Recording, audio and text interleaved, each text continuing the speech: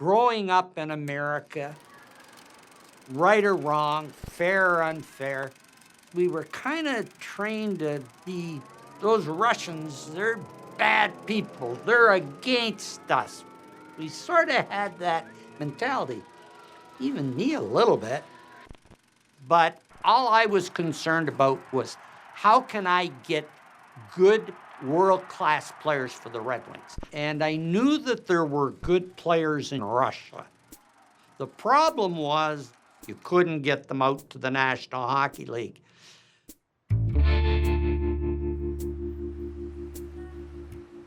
It's now 4 o'clock in the afternoon, 3 o'clock in the afternoon in Portland.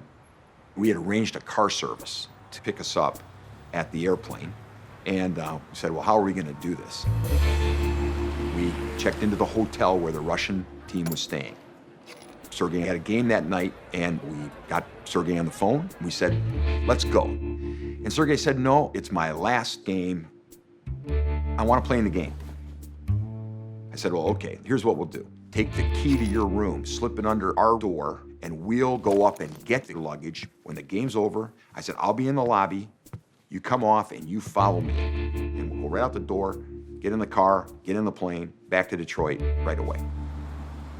The game is over. We parked the limo on the side of the hotel. It's dark back there. The driver is asking me if we're mafia and we're gonna kill somebody. So I'm saying, no, we're not doing anything bad like that. We're waiting for a hockey player. Literally, we're making it up as we went along. I said, look, this is a player defection. There's a player going to leave the Russian team. He's coming to play for us. We're with the Detroit Red Wings management. I said, look, I'll give you an extra $100 tip. Just do what we say. Just low-key it. So now it's 10 o'clock, it's post-game, and I'm sitting in the lobby. This bus pulls up in front. The last guy off the bus is Sergei Fedorov. He walks into the lobby, looks at me, and goes, ready to go, Jim. So we're passing the elevators. Suddenly, the doors open, and it's a guy that Sergei knows. And Sergei says, 1 minute. I'm kind of like, what are you doing? I've never been more scared in my life. I have no idea if he might grab me because he was twice bigger than me. He goes, where are you going? I'm going to Detroit. He goes, yeah, let's go have dinner. We'll talk about that later. I'm like, no, here's a gentleman right there, I'm going. So he follows me down the hallway, we get in the car, and I asked him, who was that and what did you say to him? He said, well, that's my roommate. And I said to him, I've not been kidnapped, I'm doing this of my own free will, and I will see you down the road. And that's how the Russian 5 started. I felt like I made the right decision. I was ready to play hockey then.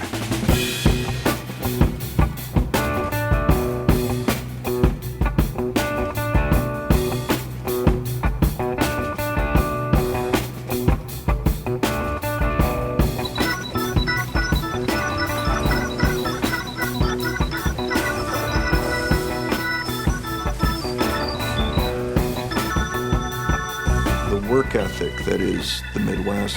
We have to outwork you. You went to Yale. I went to Central Michigan University. So I gotta outwork you. You can't imagine what it was like in Detroit in 1982. The city was beaten, 17% interest rates, really high unemployment. You know, it was a mess. I remember covering hockey games at Joe Louis Arena on what they called Devil's Night, the night before Halloween. And there were cars tipped over and burning, and that's what people remember about Detroit. Back when Detroit was truly the Motor City, and in the 40s, they were jamming cars out of here. That's gone. You're living in a part of the country that everybody thinks is worthless. And the Red Wings have always been a salve for the city of Detroit. You see hockey players that get either sticks or pucks in the face and they get stitches, and as soon as they're fixed up, they're back out going again. I think people in Detroit, Michigan, the automotive capital of the world, really connected with that kind of thought process. The Red Wings won the Stanley Cup 4 times within a 6-year span with what has been called the greatest team of all time. There hadn't been a championship in Detroit since 1955 during the glory years of Gordie Howe and the production line with Alex Delvecchio and Ted Lindsay. Things really started to slide in the 70s and slid even further in the 80s. When I got traded here in '71, things were out of whack pretty good. The Red Wings were buried so far down they couldn't see the top. And it was demoralizing for Wings fans, and you can't blame them. There were no fans. There was no excitement. They were always referred to as the Dead Wings. And I'm sure there was thoughts in this town, like, what's going to turn this thing around? When were you first interested in buying the Detroit Red Wings? When my business started taking hold fairly well, I kind of dreamt about it, but I never honestly thought it would happen. We've had some rough sliding the last 10 years or so, but we've had some glorious years. Mr. Ilitch and Mrs. Ilitch, they bought the Detroit Red Wings because they wanted to see hockey mean something again. I plan to surround myself with a lot of competent people and roll up my sleeves and work 24 hours a day if it's necessary. Ilitch's first job was to hire the most capable general manager he could find. And where better to look than the Stanley Cup champions? Jimmy Devellano had been the architect of the Islanders' draft.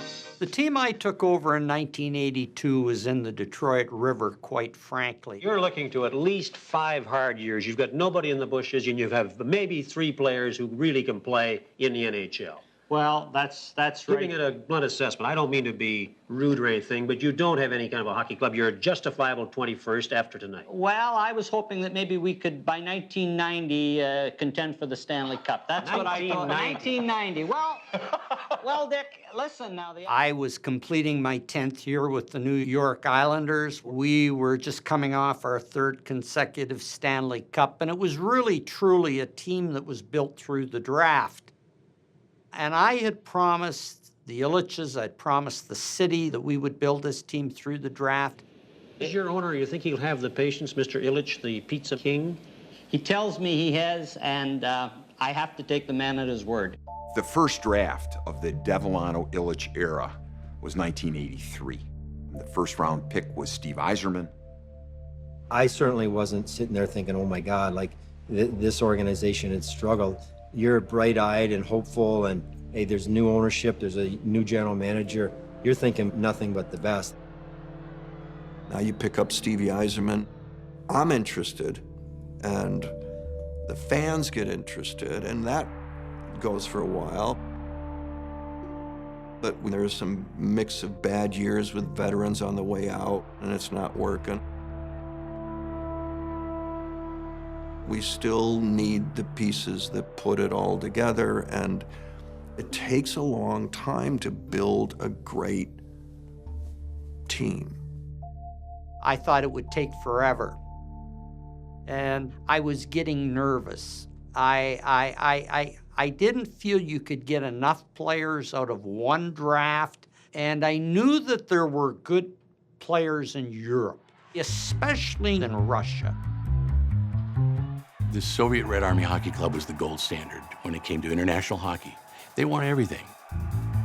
Our scouts watched the Russian team, and when they came back, they sang the praises of several young Russians, but they really sang the praises of one Sergei Fedorov. The problem was there was an Iron Curtain. No Russian player would jump because their family would be murdered. So the feeling was, if you took a Russian or a Czech, you were really wasting a draft choice. But I felt if we get him in 3 years, 5 years, 10 years, even if we get him 10 years from now, he's only 28, we got a world-class player. When you draft a player, you own the rights basically forever. But everybody was scared to use draft picks on the Russian players because you didn't know if you'd ever see them. And draft picks are assets, and you didn't want to use an asset on something that you didn't know if you'd ever see. When Gorbachev came along, the Soviet Union began changing. Things started to ease up. And so the Soviets started to release older players. But it didn't guarantee that the younger guys were going to come, at least not without a fight. Being the general manager at the time, I had to make the final decision. You never know what's going to happen in the future. There was a certain amount of feel that if we don't start taking these Russian players earlier, other teams are going to do it. So I used the theory, who are we going to get here now in the 4th round from North America, really? And so it was on that basis in '89 when we got to the 4th round, we selected Sergei Fedorov. When they made that pick, and you could hear that almost an audible gasp, like, oh my goodness, what? The Red Wings just took a Russian with their 4th pick in the draft. I'm sure a few teams snickered. There goes Devellano wasting a draft pick. But I thought that the best 18-year-old in Russia would be able to come over here and be a pretty good player. And when we got to the 11th round, we did the same thing with Vladimir Konstantinov. I believe he was 22, 23 years of age.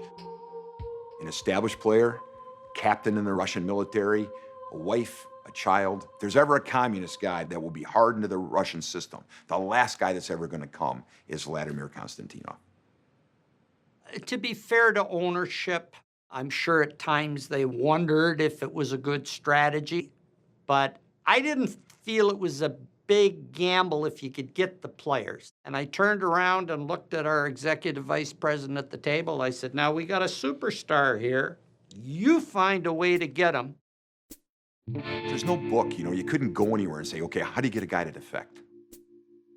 I knew one guy that spoke Russian that was involved in hockey in Detroit, our beat writer with the Detroit Free Press, Keith Gave. Usually I didn't hear from Jim Lights unless he had something to complain about, something that I'd written or whatever. He said, okay, here's why I asked you to lunch. You're the only Russian speaker I know that knows hockey. Would you consider possibly helping us make contact with these players? I'd read enough about reporters being used as pawns in the middle of espionage, and I'm figuring, why not me? I said, the only thing I ask, I want the story first. If you can give me that, I'll pass along a message to these guys. A couple weeks later, I was on my way to Helsinki, Finland. We created letters. The one to Fedorov was basically, you've been drafted by the Detroit Red Wings, and we will do anything we can to help facilitate your decision to come to North America to play. We wrote a second letter to Vladimir Konstantinov. If there's ever a change in the political climate, we would love to have you be a part of the Detroit Red Wings. We had to take the position that he would report us to the authorities for just even making contact with him. I get to Helsinki with my reporter's credentials. And the guy took me to the dressing room area and brought out Sergei and Vladdy. They're both dripping wet. They just yanked them right out of the showers and brought them out there. I shook their hands. I spoke to them in Russian a little bit. And I was getting a little nervous because I noticed a guy who kept leaning forward. I'm convinced he was their KGB guy who made sure that none of these guys defected. And I said, oh yeah, I got this media guide. And I could see Sergei thumbing through the book. He sees the little thing I had tucked in the way, and he took the book and he kind of put it behind his back. I had the Detroit draft list, and I showed Sergei, there you are, 4th round by Detroit, 74th overall. And Sergei, he'd be a great card player because he showed no emotion at all. Then I showed Vladdy. I said, look, and the Wings drafted you in the 11th round right here, Vladimir Konstantinov. Vladimir Konstantinov was like the little kid who got the shiny blue bike for Christmas. He was bouncing around. He was really excited. Couldn't wait to get on the phone and call Jim Lights and say, Jim, mission accomplished. We felt lucky. We had made contact with them. They knew we had drafted them within a month of the actual draft occurring.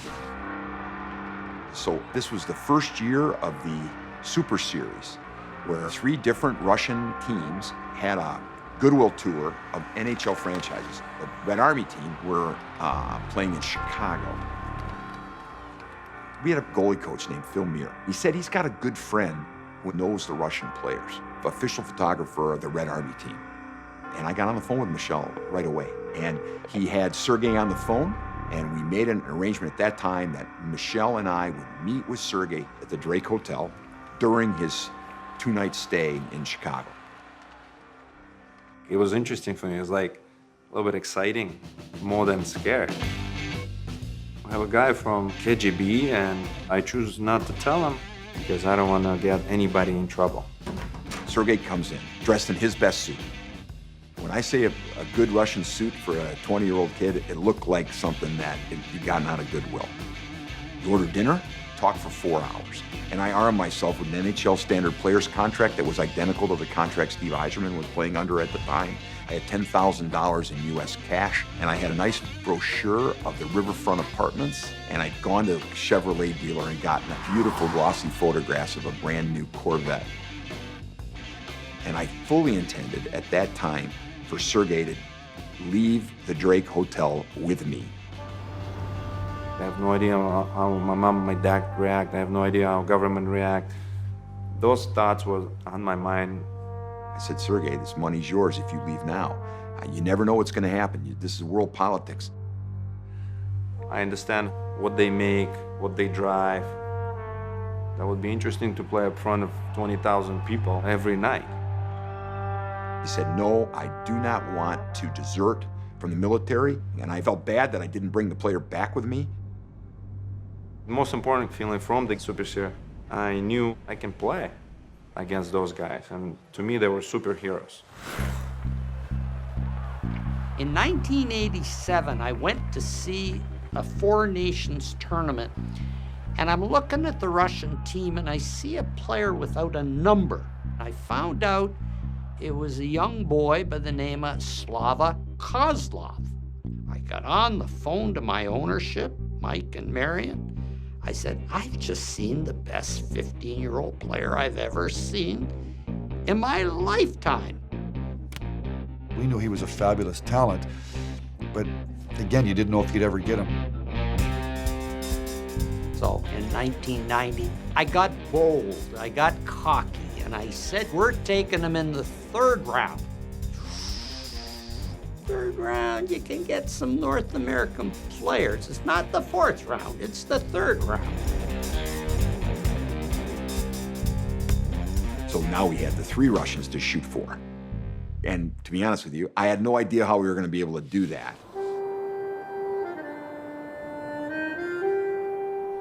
I was living at the hockey base. Those trainings, those practices were so heavy. Just sleeping, resting, eating, and training.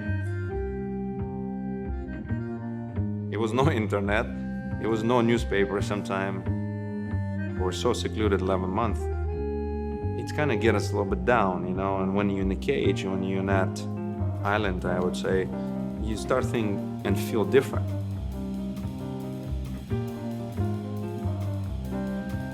You just want freedom, I guess.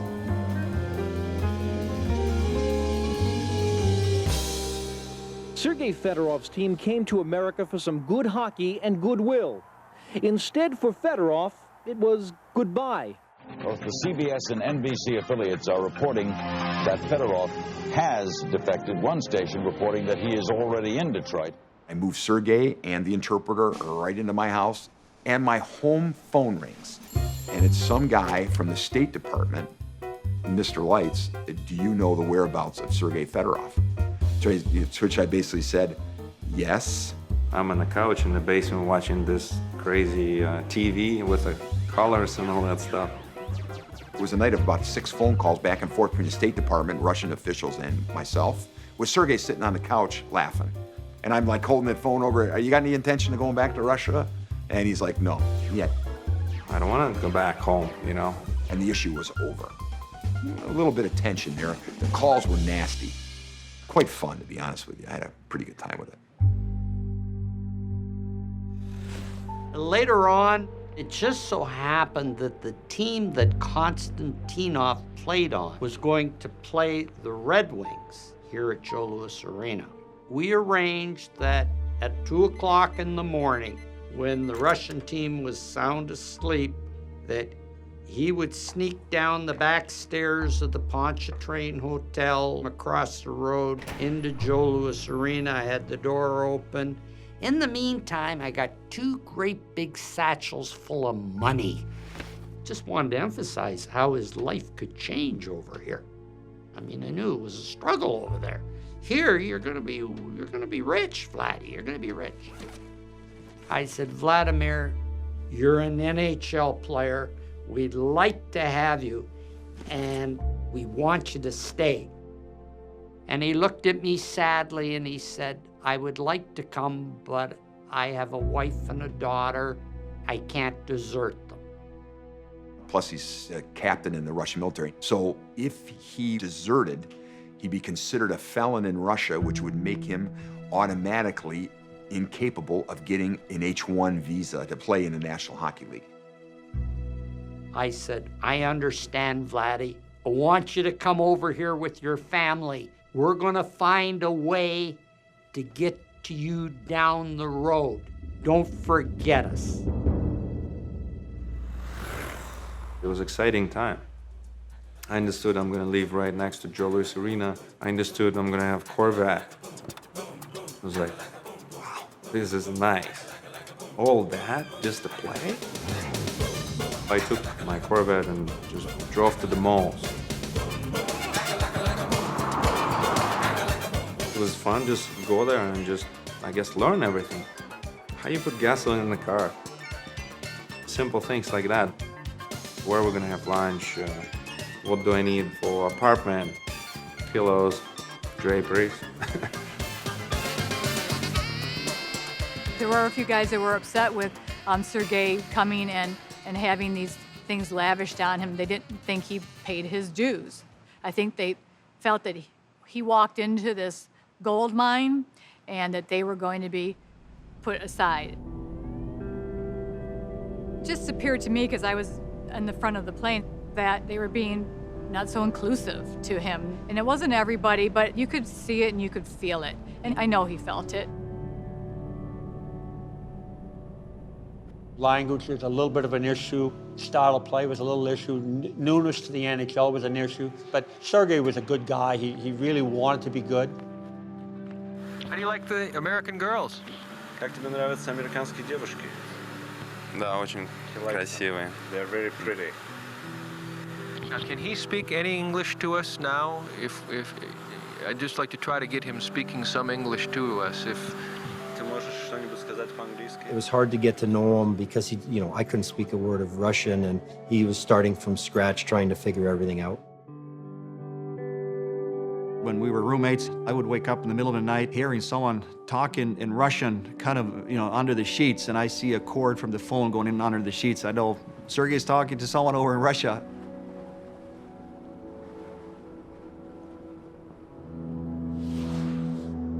Before the next draft, Sergei's agent comes to my office and says, I can get Konstantinov out. And he said, I need cash and I need a car. As he put it, I have to work with some doctors. The doctor said he needs to go to America for treatment. And the doctor said that because they were being bribed. They all swore that he had inoperable sarcoma, and flick of a pen, he got discharged from the military, and I never asked any questions. That's where the money went. They got everything together for Vladdy and his wife Irina and daughter Anastasia to come to Detroit.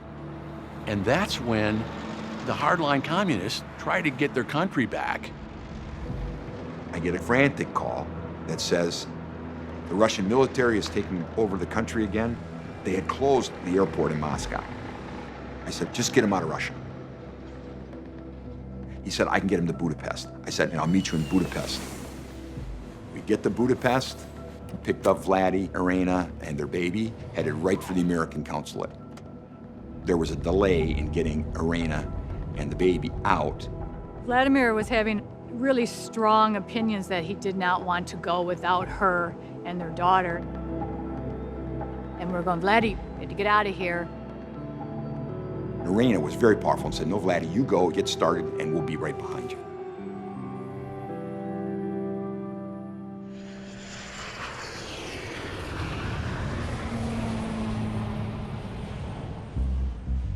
I think it was harder for Sergei because he was the first. When Vladdy came, you couldn't separate Sergei and Vladdy. We were roommates in Red Army Club a couple of years, actually. When he came, I was like, oh, cool, I got the chance to hang out with somebody from back home. I think that the homesickness eased when he had somebody he could grasp onto. They go to Blockbuster and they get movies, and Sergei got the Terminator movies, and he got Vladdy watching them with him. They got started on the American culture. They really dove right into it right away.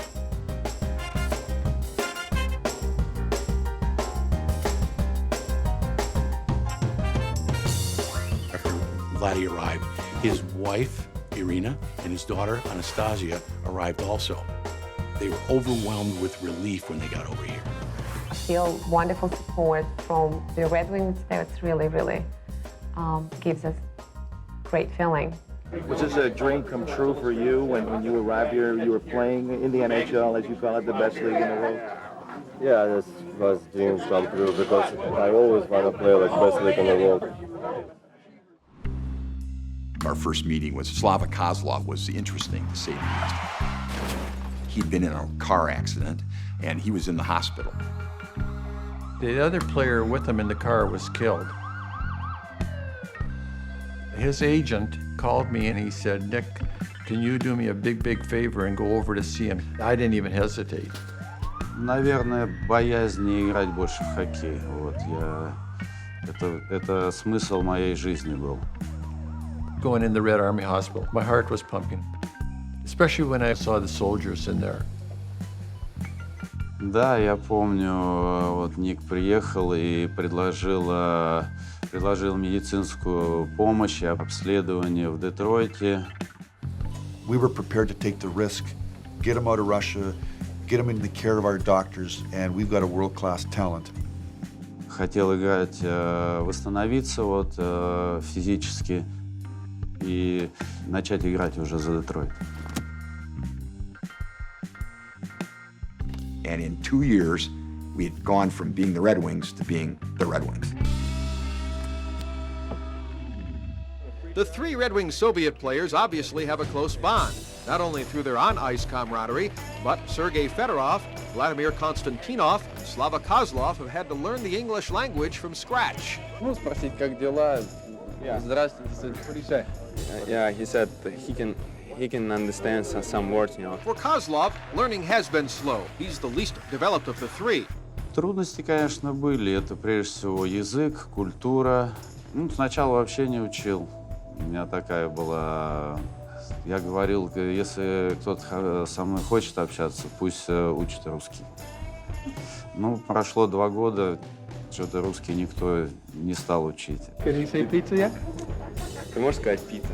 Pizza? He can say pizza. From Kintaw, rolls it back. Kozlov has it there. This kid can move. He's got great speed. Now Isabart back to Fedorov. Fedorov goes to Isabart. He goes to Kozlov. Back for Fedorov. A shot. Save. Rebound. Score. Kozlov will get an assist. Oh, boy. On his first shift on the ice on the goal. We were seeing a different kind of Red Wings team with all these Europeans coming in. Really fun to watch. 5, 6, 7 goals every night, it seemed like. And it got everybody's attention.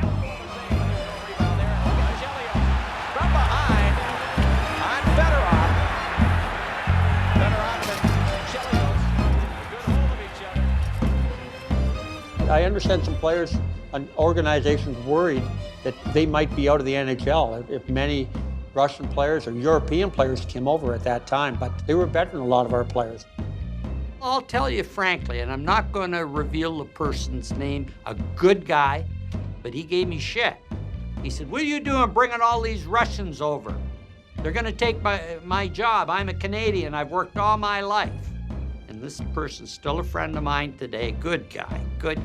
But he gave me hell for drafting all these Russians. You know, let's face it, hockey was Canada's game then.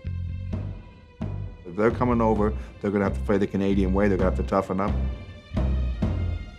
The ideology is different. Their values are different. It's just they grew up in a different system, and as a result, they thought differently than us. You know, I was going to come on here and be a good guy, you know, right the first show, don't talk about the Russians and, you know, and all that stuff, and be, you know, I go, oh, we'll let them come over here. No way.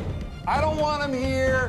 The players don't want them here. What is this, hockey night in Canada or hockey night in Russia? You saw a Russian, you were basically going to slash him or try to intimidate him, cross-check him, show him no respect. All those guys took a fair share of abuse, but at the same time, Detroit started winning a lot of hockey games. Here's a chance for Fedorov. He's being chased by Murray Barron. Gets the shot away, scores! What a shot by Fedorov! And the Red Wings lead by a pair. This team was getting a lot of buzz, but when they faced teams that were playing good shutdown defense, it was a struggle. They won a lot of hockey games. They couldn't win in the playoffs. Cross ice, Rouse got a shot away, they score! And an overtime goal here in Game 7. So just an incredible end to the season for the Red Wings. I don't think it was a case of running out of gas or anything. It was just we didn't play well down the stretch, and that continued into the playoffs. There was a feeling that we needed to see if we couldn't bring in a guy that had won cups, numerous cups before, and we were able to bring in Scotty Bowman. Scotty Bowman is somebody that knows how to win. He's won. I know what he can do, and I feel good about it. Scotty Bowman came to Detroit with a reputation as the best coach in the history of the game. When Jim DeVolano contacted me and asked if I wanted to come to Detroit, I didn't know a lot about Sergei, but when I got to Detroit, you could see the skill level was right off the charts. It was hard in the first year to understand what's going on. Scotty was a little bit more tricky. He's not gonna prepare you every day like babysitter. No, he will actually make you understand you gotta do this plus double that more. Well, I'm demanding. I feel the players want that. I'm a stickler for detail, and maybe in some eyes they're wondering what is he worried about all those little things for, but I think if you get all those things done, the rest takes care of itself. He could do something that a lot of coaches aren't able to do with elite players. He could push them hard to make them the best they could be. And part of the reason he could do it is he had rings on all his fingers. In return for Phil Housley, Emerson and Quintal. Here's Eisebart now. In deep, tried to play his own pass off the board. Now Eiserman. Oh, geez, Eiserman got decked. Oh, did he get hit? Oh, this play. Boom. He is hurt. I was obviously sad, as most of the fans in Detroit, that Stevie went down. He is going right down to the Red Wing dressing room. Yeah. Nobody knew when he's coming back. But out of bat, always happened something good. I started receiving a lot of ice time. Fedorov, and he slams it home! I think he took it upon himself when Stevie got hurt that I have to lead this team offensively. Drops it back instead. Here's Fedorov into the play. Fedorov snaps the shot. Hextall save. I remember first 3-5 games, 29, 30 face-offs. I couldn't catch my breath. When I start playing those heavy minutes, no matter what pressure I receive from opponent, everything's standing still. I thought it's going to be for a couple of weeks, not more.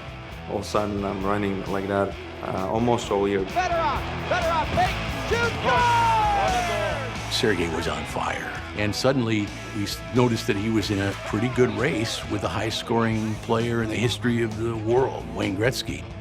Listen, we all knew how good Sergei was. He's one of the most talented players I ever saw in my life, and he's got a special, unique talent. Fedorov to center ice. Fedorov being hooked. Backhand and score! Ties Fedorov with Gretzky. When you're going head-to-head against Gretzky, then you sort of arrive.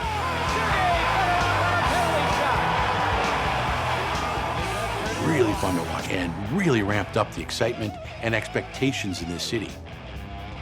And then Sergei suffered a concussion. Here comes Fedorov, 91 on the right. Bird's going to come from the left. There it is. Oh my. He never even saw him coming. And hope that he can regain. He missed 3 or 4 games. Wound up losing the scoring race by 10 points. There were whispers, will he play every night? Will he play hurt? Is Sergei Fedorov a guy that's going to understand what it takes to win a championship? After all, he's a Russian. And then we get to the playoffs. The Wings are going to start with San Jose and just roll to the Stanley Cup finals. That's what the expectations were. Didn't work out that way. And that is going to do it for this series as the third year San Jose Sharks have won 4 games to 3. It was pretty upsetting after that kind of a season. But things were not going our way. Igor Larionov just took control. He was among the older generation who somehow escaped the Soviet Union. He was one of the smartest hockey players we have ever seen. Larioff was frustrating to play against. He'd make these passes that nobody else made. You're like, why is that puck going over there? Coming back. Larion off top of the circle, sends it to front, score! By the time you figure out it's in the back of the net, that sucked. And now it still bugs me. It was shocked everybody. The number 8 seed beating a number 1 seed.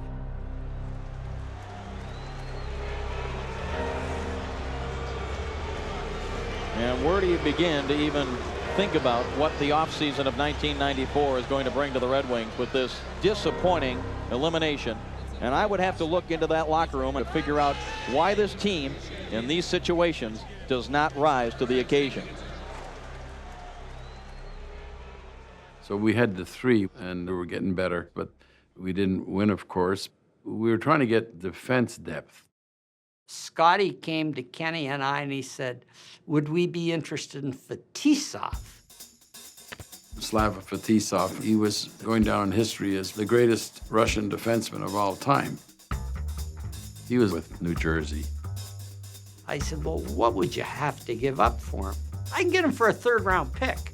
Certainly I was wondering, you know, what we were doing using a 3rd-round draft pick for an old defenseman. Kenny asked me, and I tell him, absolutely. Simple as that. 5-second conversation. Would you or would you not? I said, absolutely. It would be good for our team. The 2 key players for the Soviet national team, the captain of the team was Slava Fetisov and Igor Larionov. They had led the way for that younger generation of players.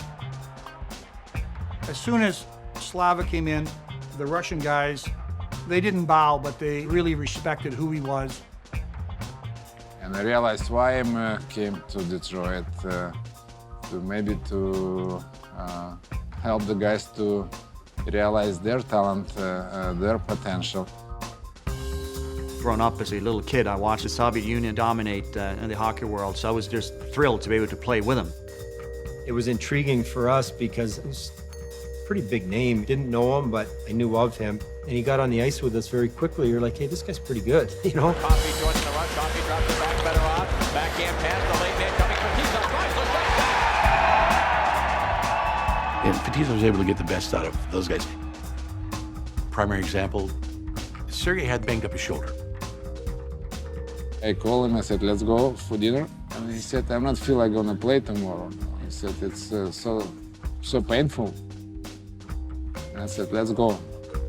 Slava Fetisov, myself, and Sergei Fedorov were at Joe Louis Arena the night before the game till 3:30 in the morning, with Sergei Fedorov running into the glass wearing Slava Fetisov's shoulder pads. So Slava Fetisov was working on this while I was working on this. They get on a roll and they get to the finals against New Jersey with a chance to win the Stanley Cup for the first time in 40 years. You know you're giving me. I thought for sure in '95 we would win the Stanley Cup. We marched through the first 3 rounds and we had home ice advantage. Well,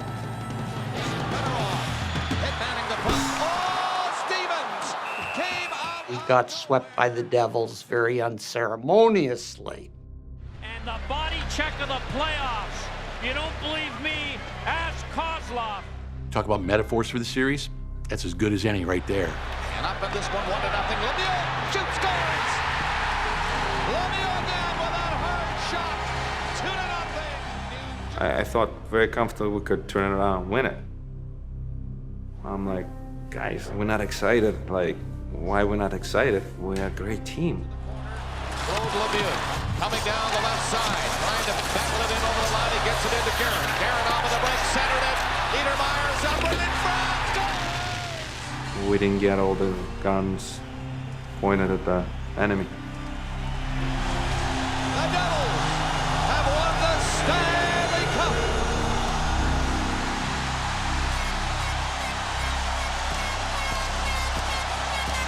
Reality is the best possible cure for your dreams, I would say.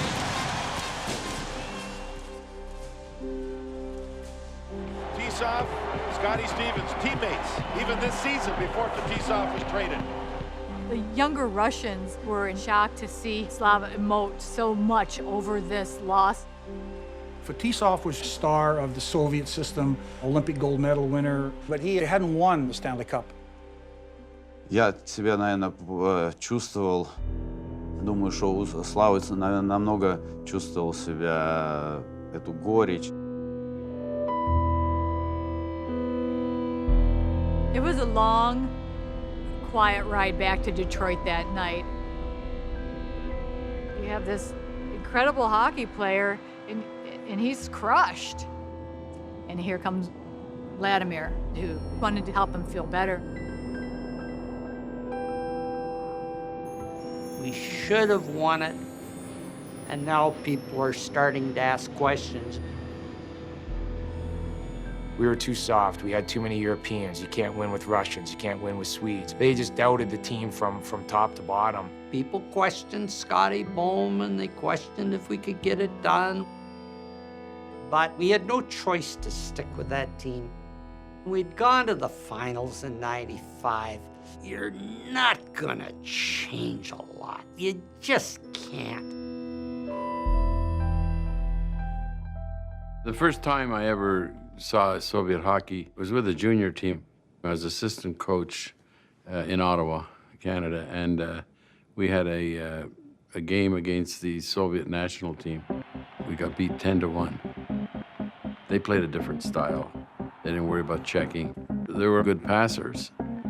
We never had the puck. Scotty Bowman, he appreciated the system, and he knew one thing, that the Russian game is played in 5-man units. Scotty come in one day and said to me, Jimmy, I got a chance to get Larionov. I said, Scotty, how old is he? Isn't he 36? Yeah, I know, but he'll go good with all those Russians. I said, well, who are you gonna give to San Jose? Oh, Ray Shepard. I said, well, Scotty, he gets 35, 40 goals. Yeah, I know, but he's done that and we haven't won, Jimmy. When they traded Ray Shepard, at the time, he was the most prolific goal scorer in the National Hockey League. He had a couple of 50-goal seasons. The rest of the Wings management were furious that he gave up a 50-goal scorer. Was I on board? Not totally. Tonight, the Wings are in Calgary to face the winless and surly Calgary Flames. Tonight, with newcomer Igor Larionov, they'll add a dimension never before seen in the National Hockey League. Coming to the ring a couple hours before the game, we learned we're going to play together, casually, all of a sudden they announced we in. First time in NHL history, 5 Russian guys playing in the same unit. And of course, it's a big pressure because it's Detroit Red Wings. It's one of the best teams in the National Hockey League. It has its obvious upside, the fact that these guys came from a similar system. They read each other very well, but there's also a lot of pressure when you put all 5 of them out there at once. I don't think there's any question that the Red Wings have enough talent to win the Stanley Cup. That is not a problem. The problem in the past has been, do they have the right mix? And it'll be the Red Wings version of the Fab Five. We were feeling each other. We had a good chemistry right from the get-go. Konstantinov again, winds up, gives it back to Kozlov. Kozlov in deep for Fedorov. Back to the line now for Konstantinov, drives a shot high and wide. Получался такой, советский хоккей, который приносил плоды. And here is the advantage of Kozlov, breaking in for a shot, kid save, rebound, score! We had a great time on the ice. It was kind of express ourselves and I guess maybe change the mentality of National Hockey League. Fedorov into the zone, drops it, Larionov, a drive, save made, rebound, Larionov scores! The Russian 5, when they were on the ice, had the puck all night. The Calgary Flames in their own building had only 8 shots on goal. This was a great story. Now the Russian 5-man unit hustles onto the ice. This will be interesting. Look at this. Don't blink or you might miss something. We rolled over teams, outshot teams. We rarely lost. And here now, you got 5 Russian players, and you wonder, how did we ever do without them? Fedorov, Larionov, and Kozlov. Here's Larionov back to Fedorov. Sergei Fedorov, strong, great skater, dominant. Let me show you how great these Metro 25 tires handle. Кто этот bozo? He's got the look with the hair and physique and stuff like that, so yeah, go get it. Slava Kozlov, quick, cut to the net, a goal-scoring touch, competitive. The most miserable motherfucking guy in hockey history. Morning, Kazi, how are you? Fuck you, Mac. Я такой, как есть, и не могу уже поменяться. Slava Fetisov, an old warhorse. They used to call him the Papa Bear. He was the guy that everybody could go to. Right in the middle of all the conversations, the dinners, the card games. Usually the better hand he had, the louder he was, so that's his tell. Helicopter, let's play, boys, let's play. Igor Larionov, the professor, a mentor to the young Russians. He could think the game 2 passes ahead, and you know that's something that makes a player elite. Igor brought the chess game on the plane. He's always thinking. And nobody could beat him in chess. Igor definitely added a different element to the team. From beer to wine, from chicken wings to sushi. Vladimir Konstantinov, tough as nails, and some North American meanness to him. Vladdy didn't crave the media attention. He was happy to have his family and happy to have hockey. In a nutshell, that's Vladdy. Vladdy was a lot more outgoing than a lot of people know. And obviously you have a language barrier to a certain extent, but he wanted to be able to joke around and laugh. Here he is. I wish you a Merry Christmas. I wish you a Merry Christmas. A Happy New Year. All these preconceptions we had about Russian players, for the most part, weren't right. Deutsch like it. Merry Christmas, Happy New Wait. Year. Kazi. Oh, Vladdy, look at Vladdy. Тренируемся? Нет, сначала, первый раз. Oh, I need the shift. Come on, don't worry. Okay, ready? Поздравляем всех с наступающим Рождеством и Новым годом. There hadn't been a championship in Detroit since 1955. The question was, can they succeed? Could they sustain it? Gets the return pass from Fedorov. I think the interesting part was just how different the style of play. We grew up in North America as is always going ahead. You gain zones, you gain the line, you get it in, and if you can carry it in, great. If not, you make sure you get it in and go chase it. Their philosophy was totally different. Is we've got the puck. We worked hard to get it. We're not just giving it to you. There is a game of constant puck motion, using teammates, passing the puck back and forth and so on, as opposed to the clutch and grab and dump and chase style of hockey in the NHL.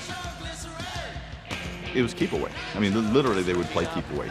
Fetisov, Kozlov, lead pass, Fedorov is in a wall line, grabs your bang, Sam, Jordan scores, it's in! It was in. It trickles behind. You like chasing the puck around for 40 seconds and not even having a chance to touch it? No. We're back live at the Forum in Montreal. This is the last time these two original 6 teams will play in this building. The one that I really remember vividly is probably the game in Montreal. It was magical. Corner taken by Larionov, takes a pass. Larionov cuts in. What a stop! Rebound scores! Igor Larionov on the power play, and the Red Wings. The most important part, like with our game, was like the players without the puck, because we have to be open. We have to go to open spaces, and that's what our mentality was. So you always got like 2-3 options to make a play. Konstantinov his own rebound. Gives it off. Fedorov tried to chuck it in front of his block. Picked up Larionov. Patrick Law was on his way to becoming one of the greatest goaltenders of all time. And the Russian Five played a big part in the Red Wings dominating Patrick and facilitating one of the biggest trades in NHL history. He's close enough for the draw. Score! May it beat Patrick Law. Everything's going perfect. Fedorov takes it away center ice. Sends it across for Kozlov. Kozlov cutting in. Drops it back for Larionov. Recchi was there. These guys were magical with what they did with the puck. Sends it out to Fedorov. Scores! Yeah, you can help yourself. You kind of laughed a little bit at what they were doing. Bingo, bango. Here comes the hook. Patrick Law will go. Patrick Law finally came off the ice and basically told the general manager, I played my last game for Montreal. It was unbelievable. And Montreal, they made a hurried up trade they probably would regret for the rest of their time. Initially, the Russians are all communists. They're the devil. But Detroit's a very knowledgeable hockey town. Once they understood that we still have the puck after 45 seconds on a 5-on-5, that's kind of cool. We had one of the best teams in the history of the National Hockey League. And what an exciting year they have provided for hockey fans. We had about 130, 131 points, 62 wins. It looked like we couldn't be beat.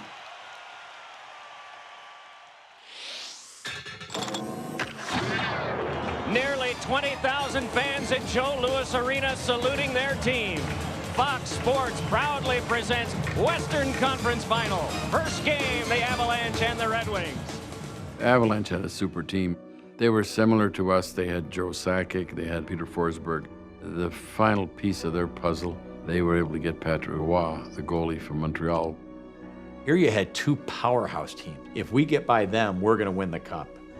If they get by us, they're going to win the cup. You could tell from the first game that Colorado's going to try and knock around the Russians to see if they could get them to leave the series, because that's what a lot of people thought the Russian players would do. Opportunities, and there's going to be a penalty, a cross-check. On Lemieux, Claude Lemieux. Anytime somebody has a real talented group of players, that's the first thing that's said. You got to be physical against them. They'll back down. When you go on the ice, you can sense everybody trying to get a piece of you, trying to hit you from behind, kind of welcome to the NHL. Here's Kozlov circling in behind the goal, pushed it along the boards by Adam Foote. Foot is down, and we've got a whistle deep in the Colorado end. Kozlov, understanding what was about to happen, stepped out of the way of a hit and put Adam Foote into the glass. Well, there's a lot of blood on the ice in the corner. Kind of set the tone for that whole series.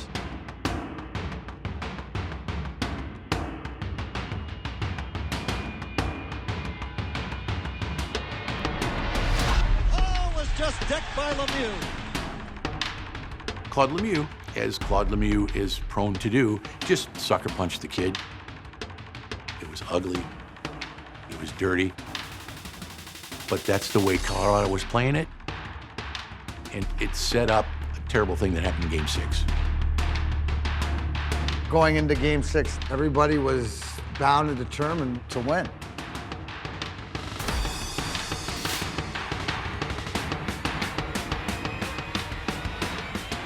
Both teams are so good, and there's so much on the line, and to lose was not an option. This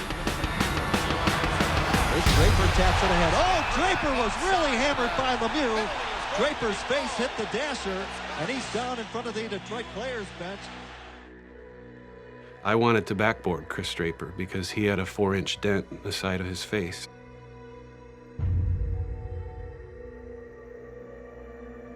And he just said, like hell you are.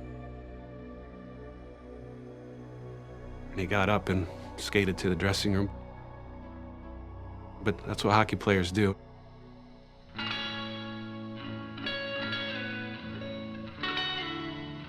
To see a teammate and a friend like that be that injured, it took the wind out of our sails. The Wings really didn't mount much of a fight after that hit.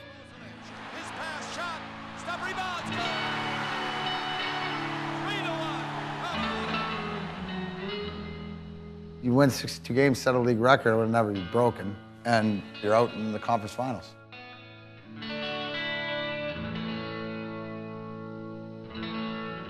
Yeah, that'll ruin your spring and summer.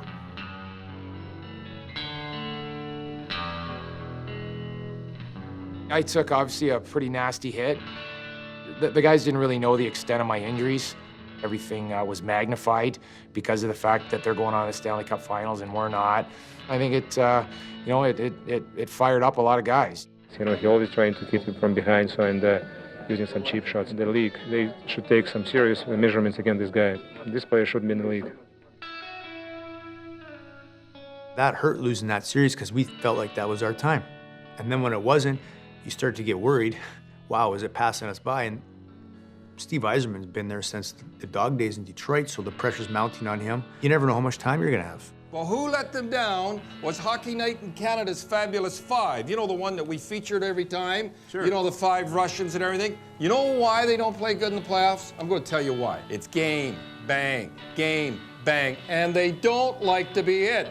And they fold it like a tent, and it's too bad when something like that happens when Stevie Y is there. And I said it before, too many Russians. It was the same thing as I said last year against New Jersey. Russians were at fault again.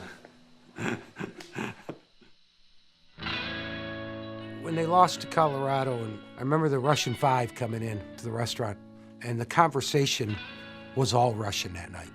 It was led by the professor and by Papa Bear. They got so close, and they really felt that they all betrayed themselves. The whole unit as a Russian 5 were here to do one thing, and it didn't work that way. People often said with Russians that the Stanley Cup really wasn't in their focus. The dream of winning a Stanley Cup is the biggest thing in hockey, and probably more so in Detroit. Colorado went on to win the Stanley Cup final. Usually you try to have one of those, well, it's okay because the champions beat us, so maybe we're No, it was like, fuck them. That's ours. We got work to do.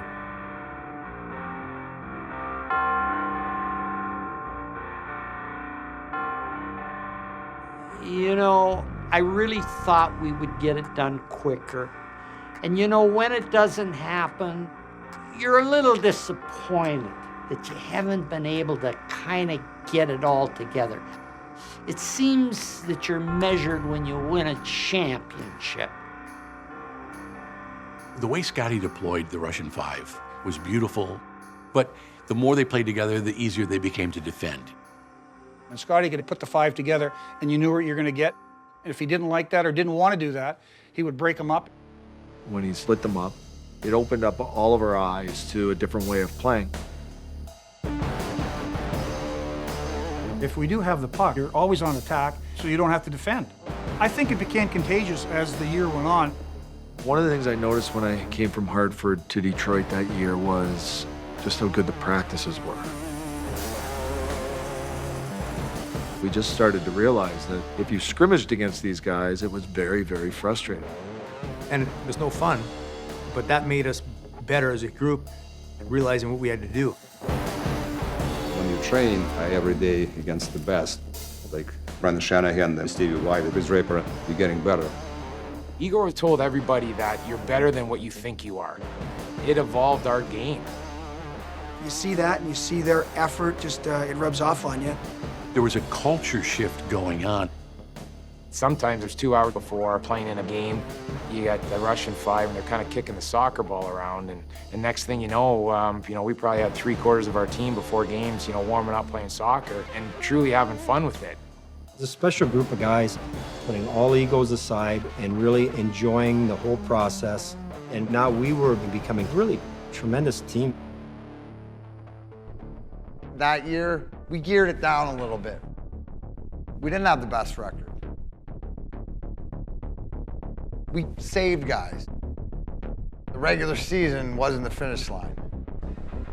This was a team built for a blue-collar town like Detroit. They were going to do whatever they needed to do to get this thing done.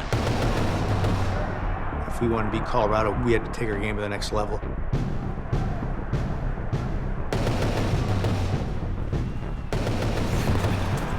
In 1997, Vladimir Konstantinov became Scud Missile. Just relentless, because he just keep coming and he didn't care who you were. Wayne Gretzky who? That'd be Vladdy's answer. I hated him. Well, it's a compliment. Whenever I say I hate a guy, that means I wanted him on my team. I'm not sure who came up with the Vladinator, but obviously when you think of the Terminator and what he did, and you think about Vlad, you realized how he played. Hasta la vista, baby. I think the fans in Detroit love a player that won't back down. I would think the fans identified with that rugged warrior mentality that we all wish we had on an everyday basis.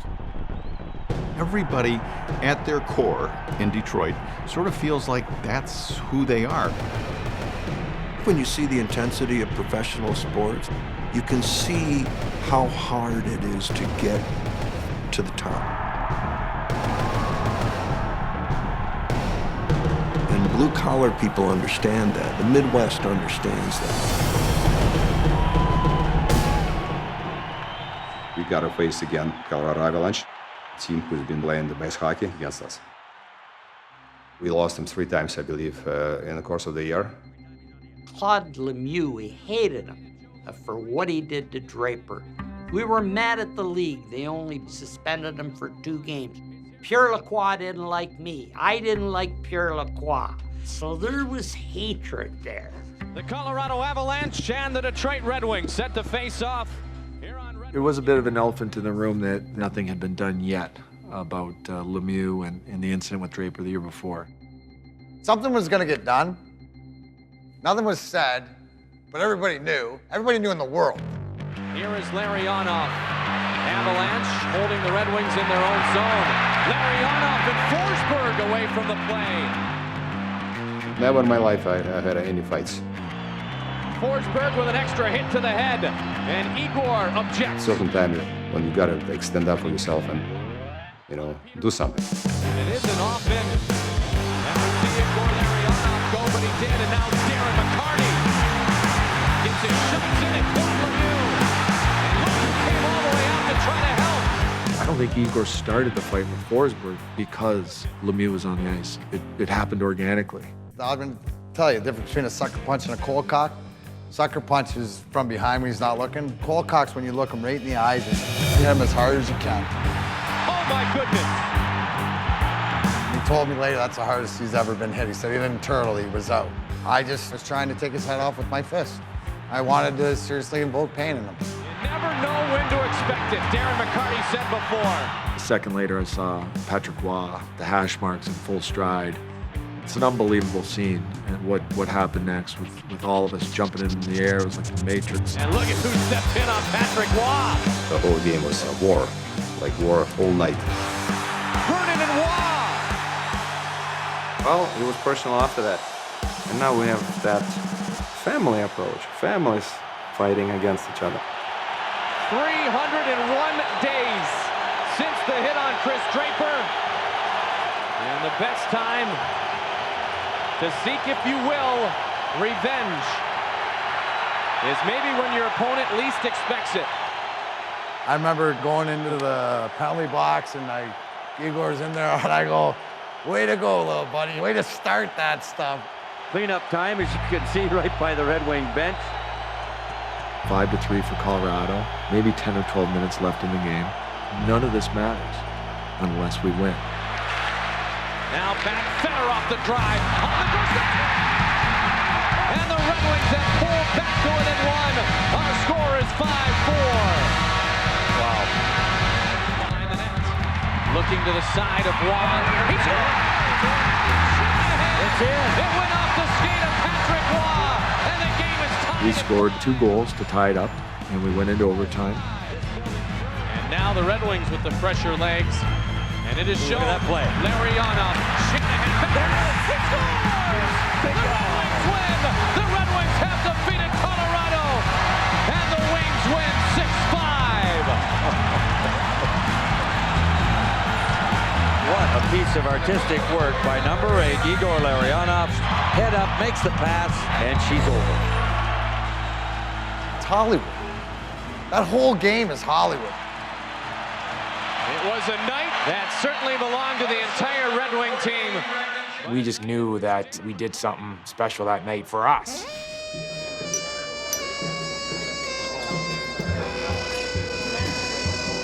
We're doing well, and before the playoffs, we said let's have a nice meal together. So we got the music going, we got the Russian food, we got the vodka. It usually happens, there's a lot of toasts when you go to a big Russian dinner. A lot of vodka is involved. Oh yeah, no, we had some toast, obviously. You know what, in Russia, so every time you can't really just have a quiet dinner. You mean toasting every single half hour because it's a tradition for those guys? Yeah, that was good. It's an event. It's tea. I mean, I grew up with Italians, so I know that the Italian dinner table and stuff like that, it's just a big celebration. It was unique because we hadn't really done that. Never been to really a traditional Russian-style restaurant before. We're always going to a steakhouse. This was an opportunity to do something different. Just to get a taste of their world. I tried borscht. I love borscht. I didn't realize it was beets. I love beets. They sort of let us in. The games were forgotten, the practices were forgotten, and we were just in that moment having a blast together and becoming closer. Everybody was on the same page. That it wasn't no nationalities, no countries, no colors, no anything except a bunch of hockey players trying to win a big silver trophy.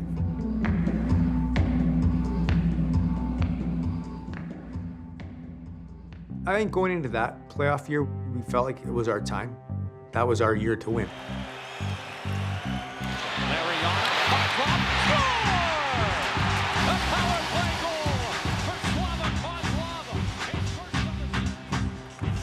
Back pass to Konstantinov. Kozlov again, he shoots. Score! Score! The Red Wings have won it! Everything was leading up to Colorado. We lost game 1. They were calling us losers. They were saying we were chokers. We were Stanley Cup champs, and they were right. But that game in March gave us such a psychological edge, and we won the next 3 games.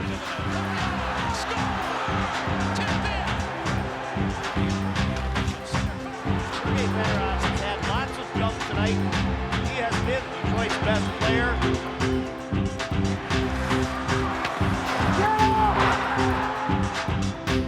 Final score 4-2 Detroit. We weren't afraid of anything. We felt great about ourselves.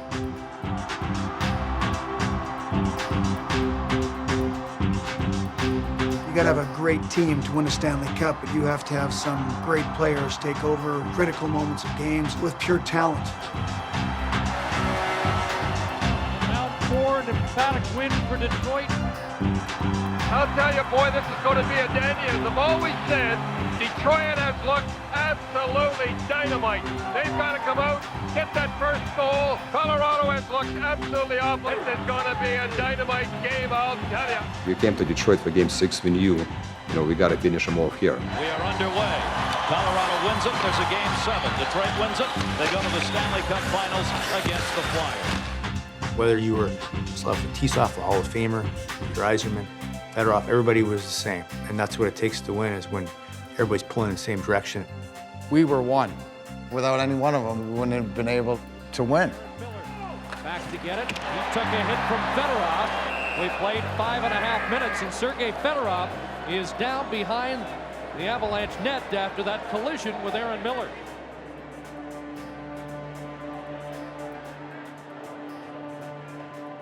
At the end of the first period, Sergei had left the bench. It almost just starts to trickle down like the telephone game. Guys are whispering, Sergei's got his equipment off. Game 6 at home, we don't want to go to Colorado for Game 7. Sergei had injured ribs. He said he couldn't breathe, and I said, he's going to need a rib block.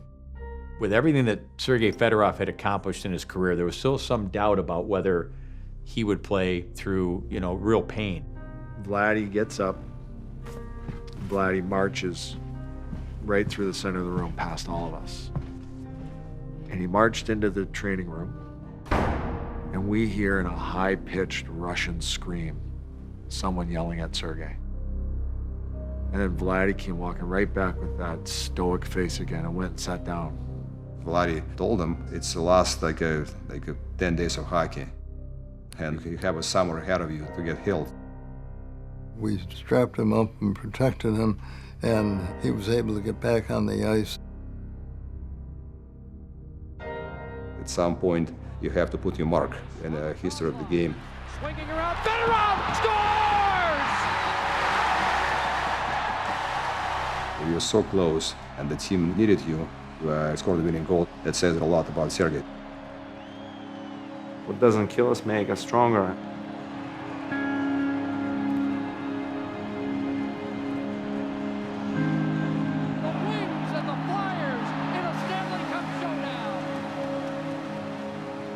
huge part of the psyche of Detroit is the sports teams. Maybe because a lot of what Detroit has gone through as a city, they appreciate a good team that's willing to battle to get to whatever level it is that allows them to be a champion. Because you can see the fans, the excitement, you can see the pain sometimes. You can sense it.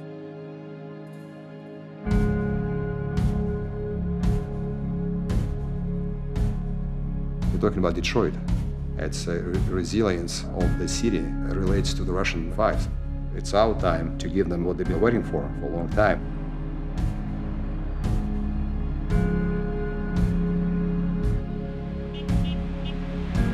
These two Cowboys from Detroit drove this Zamboni out of Joe Louis Arena and arrived just before the game tonight here at the Coors State Center.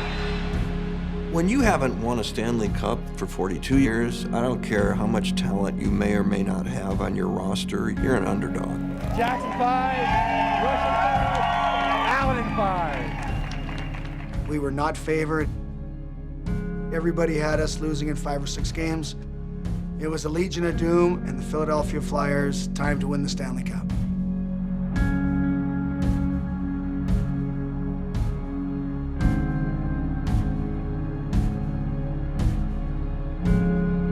Now we've got to make it happen because we just disappointed, too often. The Legion of Doom line is out for the start of this Stanley Cup Final Series. Dinah Zubris, the rookie for Philadelphia, on to bring them over. They went into that building and they dictated how the games were going to be played.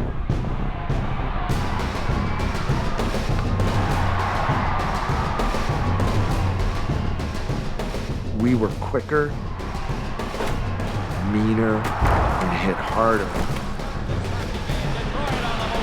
Shanahan is coming up there, winding up, scores! Only the second shot on goal for Detroit. They get an early lead. Now we really had some excitement building because they were going back to Joe Louis Arena with a 2-0 lead in the series. We are ready for game number 3. Let's see if they can tie it. They'll pass it up front. Eiserman scores! Eiserman ties it just like that. And again, scores!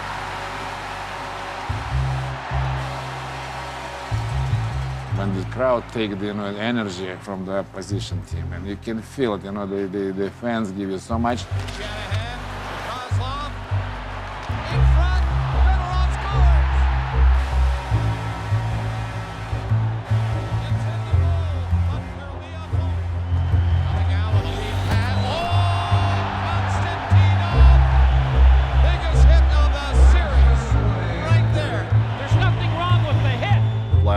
He threw a lot of hard hits, but the most memorable for me, it had thrown off the Philadelphia Flyers so much it led to a goal later on that shift. Guy scored. Perfectly with a big hit at center. Shanahan tipped it on the net.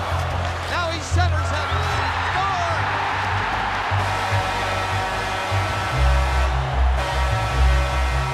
After Game 3, you couldn't help but think about the fact that there was a chance for this long Stanley Cup drought to end, and it was going to end at the Joe Louis Arena. Man, the game's going to be exciting, man. I can't wait till the game starts. We're definitely going to win. I think it's going to be a sweep. American, Canadian, Swedish, Russian, they're all Red Wings! This is the city of Detroit. The fans here have their brooms out and their homemade Stanley Cups on hand. Because inside this building tonight, they may have an opportunity that hasn't been here for 42 years. The chance to see the Stanley Cup. I can only imagine Steve felt every year like a mountain of Everest for pressure. People are chanting and they've already got their homemade Stanley Cups, and it was like, probably should win this game tonight. It's going to be disappointing if we don't. Yes, here we go. Game 4. Around the net, out to the backhand. Flyers are skating a lot better tonight, and it's causing a few problems here for Detroit. We've been disappointed so many times. You spend all year, and then when it doesn't happen, you just don't want to get your heart broken again. But the deeper they went, the more you got pulled in until then we're right up next to the Stanley Cup and you're just going, go ahead, break my heart again. I'm in. It's kept in by Maltby to the line. Long shot, score! Lidstrom, 1-0. Detroit. The horn blows to end. It's like a huge relief to get that goal. Coming in there on Niedema. He beat him. Scores! Beautiful goal. 2-0. Detroit. Well, I beat one guy one-on-one my whole career. I tell everybody it's all timing. Just got to do it at the right moment. I remember the play vividly, going, oh my God, I got him beat. And I look and I don't miss the net. Explain to me Darren McCarty's goal, and I'll explain to you some of the impact that the Russian 5 had. We begin the third period. The crowd sensing that this is the time. We shall see. Please win it here. I'm here. I brought my son. Asking a lot, but still. Off the near side, shot wide by Brendamore. Rebound, shot. Vernon came back, covered it up.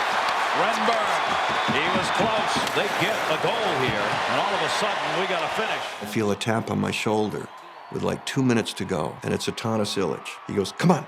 And I grab Ben. Game isn't even over yet. It looks like Gus Spadania, Philadelphia.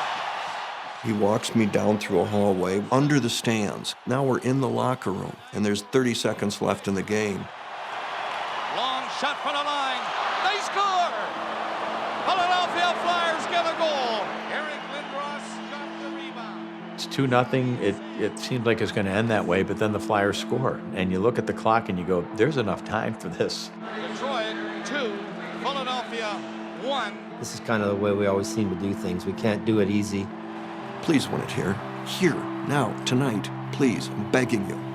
But looking around the building, it's like, there's no way we're going to screw this up.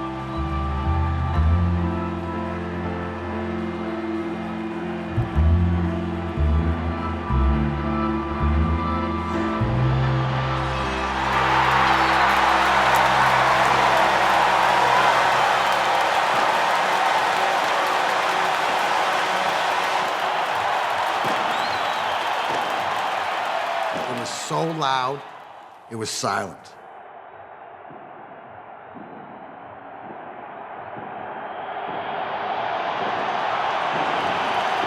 We finally won our cup 15 years after I had arrived, and I had promised Marian Illich we'd win it in 8 years. So it was good that I was able to hang around to see it done. Jimmy D, congratulations. What are you thinking? Well, we finally did it this year, and I'm just thrilled. Some people say that the Russians and the Europeans don't care about the Stanley Cup. Your actions obviously showed that is not true, right? This is not true.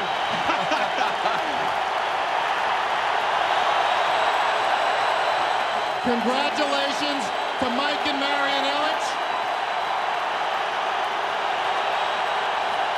It's my pleasure to present the Stanley Cup to Steve Yzerman.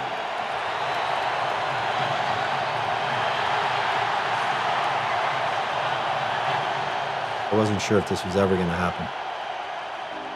This is what we've dreamt about our whole life. There's the skate they've been waiting for. The captain, Steve Yzerman. Remember, it was Steve's 14th year, so he'd been through a lot. Organization had been through a lot. Steve will pass the puck to his teammates. Where the Stanley Cup goes next tells you a lot about the team. And he turned and he passed it to Slav Tisa. How appropriate. A roaring Joe Louis for 2 members of the former Soviet Red Army team. It was like a really special for us and very, very good by Stevie. So like doing this to the two old Russians. To win the cup at age 39, it's almost end of the career. It probably was a gift from above. The happiest day in my life. I've been playing hockey for 30 years. It's a great trophy, and I'm so happy for everybody and for this town of Detroit. We are the champions of the world. We are the champions, my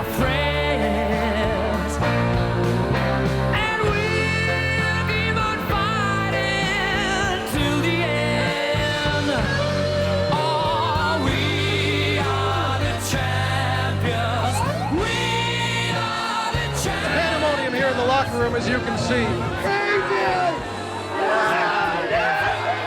Jeff Daniels is with us.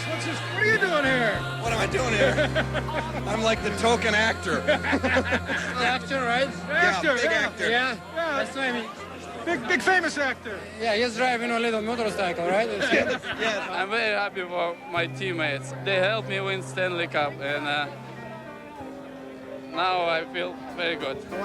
We'll say thank you to you, partner, for your great play, for being a big part of it. Congratulations. Thanks, sir. And have a great summer, okay? Okay, thanks. All right, partner.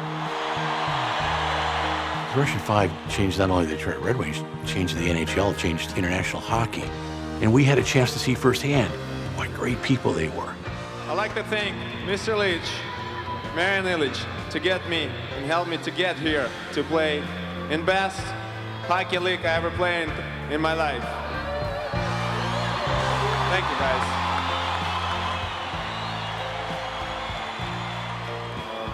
Thank you. I want to say thanks for everybody, especially you guys, because you wait this cup so long and you deserve this cup for you guys. Thank you. I'll be back.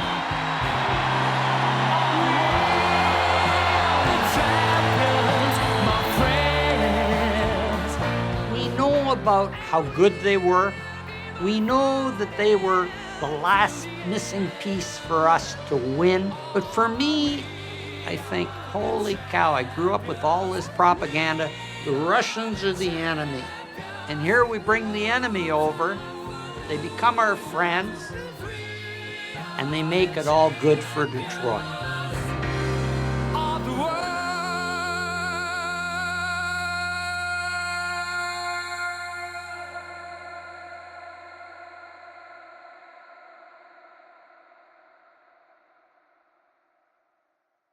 A few days later, the phone rings, and it's the Detroit News.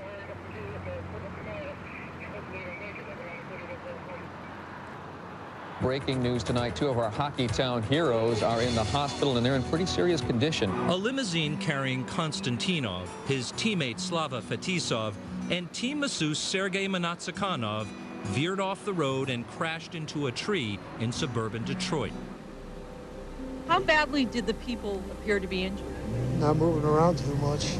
A tragic ending to a great week. It was going to be the last day we were going to be together as a team, and we just decided to have a golf outing at the Orchards, and so we most of the guys didn't know where it was, and so we just decided to take all limos. Their limo driver fell asleep, left the roadway, and ended the celebration.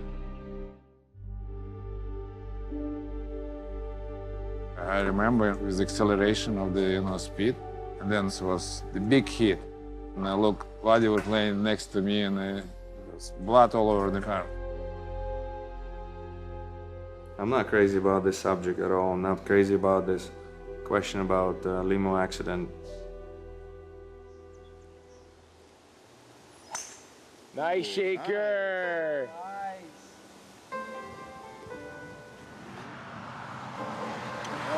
So sweet. This was last day before everybody was going, and we went to the golf charity game.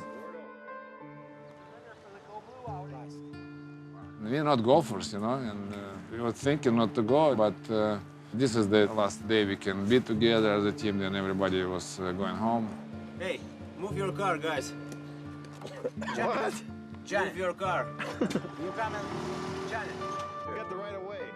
We know we're going to have a few beers on the golf course, so we all decided to get a bunch of limos. So Noah was going to have a few beers and drive after the golf game. I pulled into the club just as a limousine was pulling out, and the limousine stopped and the window rolled down. And I said, "Where are you guys going? Like the night's just starting." And they said, "Too much partying all week, too tired, not very many words," and they drove off.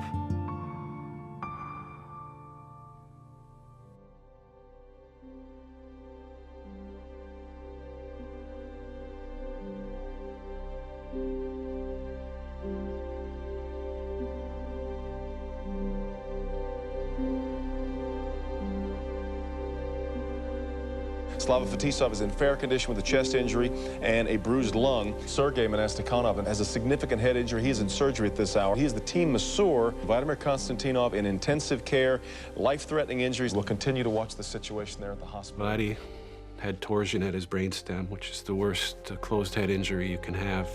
I was told that night that there was less than a 10% chance of survival. The early prognosis on Slava Fetisov was pretty good. While I'm happy to be going home, Vladimir and Sergei still need your thoughts and prayers. Is Mr. Konstantinov on a ventilator? On a ventilator. I mean, we're hearing rumors about it. Please, just quelch the rumors if you can. Go ahead. Let's have some facts to quelch the rumors, at least. Answer the question. Is Vladimir Konstantinov on a ventilator? Yes, Mr. Konstantinov is on a ventilator at this time. In a matter of a couple hours, like the greatest moments of all of our careers were completely changed and became very, very irrelevant. Our entire organization, and I think that the entire city feels the same, that we're devastated by the accident that occurred last night. Obviously, we have great concern for our teammates and our trainer. These players were beloved, and maybe nobody was more beloved than Vladimir Konstantinov. And he was lying unconscious in a coma. Since the accident, family members and teammates have been at his side doing what they can to help him recover. I remember all those days in the hospital. We don't know if we're gonna win or lose. Kind of almost every day, we tried to help because the doctor said they're going to give him some hope, like there's people around so they can hear you. A lot of times we would play, you know, We Are the Champions, because that was, Vladdy really liked that song after we won. He'd sing it in broken English and make us all laugh. Fans have maintained an around-the-clock vigil near the crash site. Sergei Fedorov stopped by here last night about 2:40 in the morning. He appreciated us being out here, and it was a real good feeling.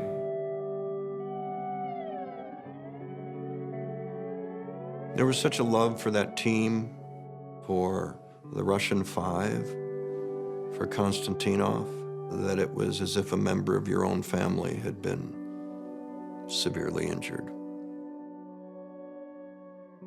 And you can't believe it. You just can't believe it.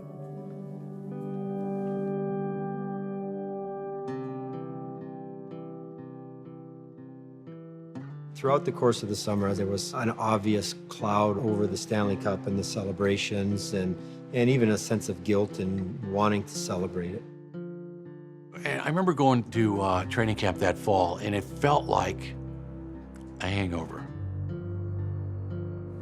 I think we might have skated for an hour a day. Yeah, just bitter. One thing, you're happy for yourself, you still can walk at least. Same moment you realize it's gonna be not the same now on. Kind of feel I can play for both of us, maybe another year. That's kind of mission I was put in my mind.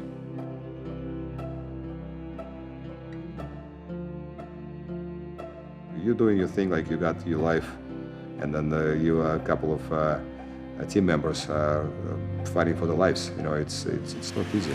Two important members of our team cannot be with us tonight, but here on behalf of their husbands are Irina Konstantinov and Yelena Natsakanov, to show that Vladimir and Sergei remain in our thoughts and prayers each day.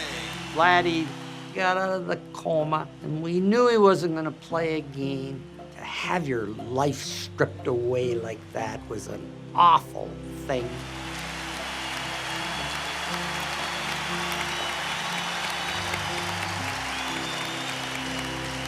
I'd like to thank you, the community of Detroit, for great support and love. It's a family decision we made that we'd like to transfer Vladimir at this point to a different rehabilitation center, which is not within Michigan. And we do believe that the better weather condition will help to stimulate his recovery. Every day you're at the rink, you got reminded of what happened because Vlad's locker is right next to mine, and the guy that should have been with you, can't be with you. I think the only release the players had was when they stepped on the ice. That was their away time from looking at Vlad's empty locker. Larionov looks to Murphy. Now to Lidstrom. Will he shoot? No. The point. Lidstrom now shoots. Scores! There was like an anger about us. Anger mixed with determination. In front of the net. The tees off. Back to the point to Pusher. Moving in. Send one through. Scores!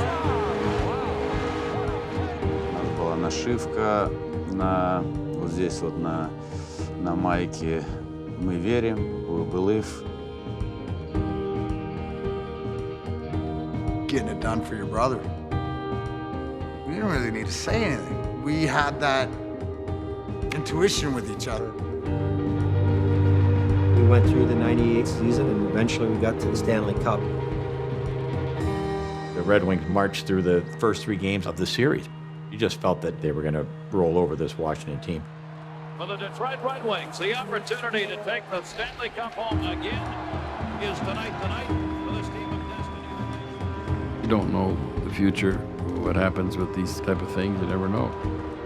And I just said, hey, we've worked all year for this moment, make sure you seize it.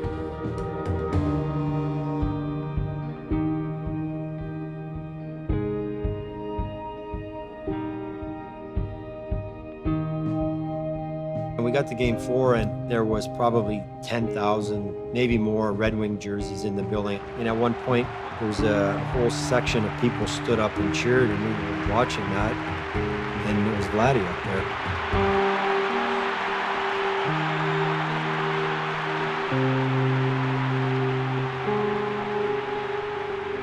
Seeing the other team's players give him a standing ovation too, clapping their sticks to show their respect they have for Vladdy.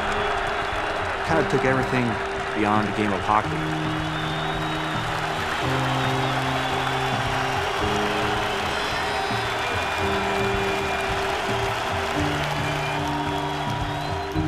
Back to back, it's not easy, but everybody knew how hard for him and how easy for us. So that's what we kind of did, that extra effort for him. It's our chance. We have to win that game, no matter what.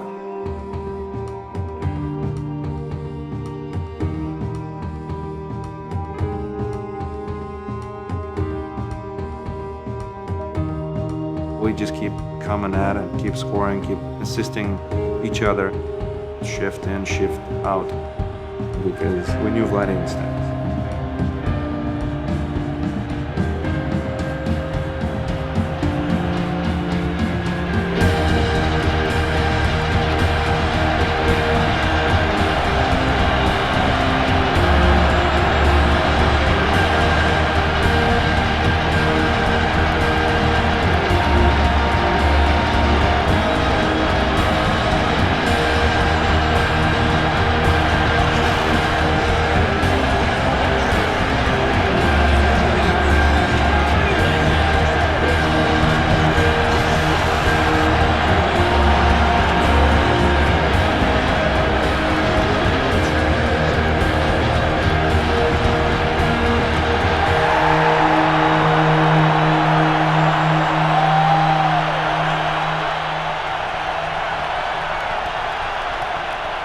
It's way beyond hockey.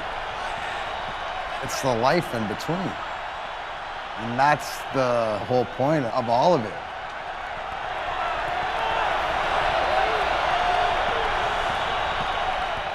I gotta tell you, I cried. I cried. This is the moment when you're not going to be shy of your tears, you know. This is the moment of this is kind of man tears, you know. And you cannot be ashamed of this.